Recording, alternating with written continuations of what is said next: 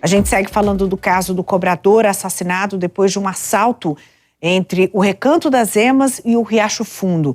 A polícia apreendeu uma adolescente que estava entre o trio que cometeu esse crime. Na madrugada de hoje, segundo o suspeito de matar o cobrador, foi preso e a gente acompanha agora uma reportagem.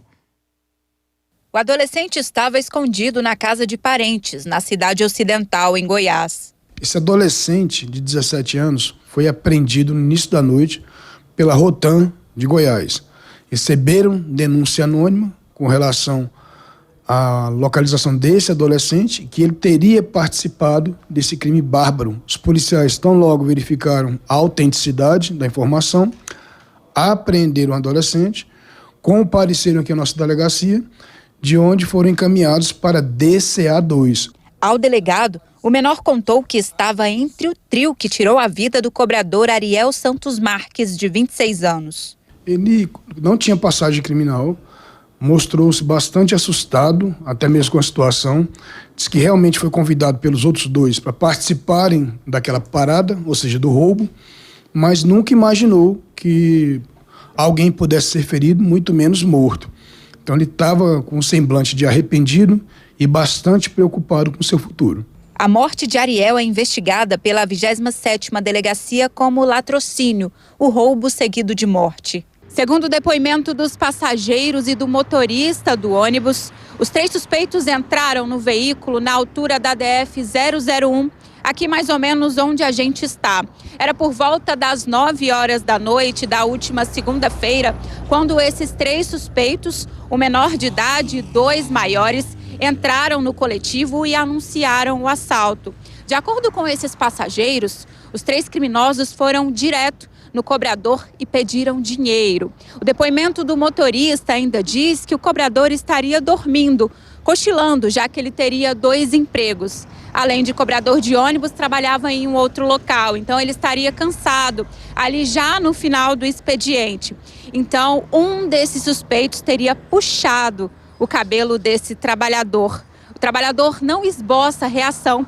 Mesmo assim, os suspeitos pegam todo o dinheiro do ônibus, pegam o celular dele e de uma outra passageira, atiram no cobrador, descem do ônibus que fazia a linha 253 em direção ao Setoró. E aqui, mais ou menos na altura onde a gente está, esses 3 suspeitos descem do ônibus e, segundo o depoimento das testemunhas, eles fugiram naquela direção ali dos prédios aqui do Riacho Fundo e o Recanto das Emas.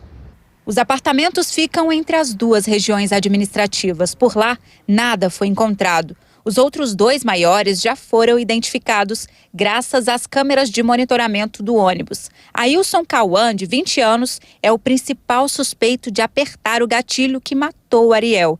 Já Cauã Souza de Oliveira, de 19 anos, é apontado por testemunhas como o mandante dos disparos. Nossos policiais estão empenhados na elucidação desse crime e na prisão dos autores. Nós temos, nesse momento agora, 4 equipes nas ruas, verificando endereços que chegam através de denúncias anônimas, endereços quentes esses. Tanto é que num dos endereços nós localizamos um dos celulares roubados. Um crime bárbaro que teve como desfecho a morte de um cobrador que não demonstrou reação à ação dos bandidos. O caso comoveu motoristas e cobradores que trabalhavam na mesma empresa de Ariel.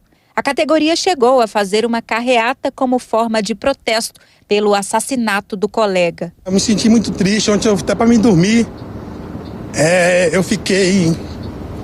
Demorei a pegar no sono, né? Porque lembrando dos momentos bons do cara, né? Do companheiro, cara bacana.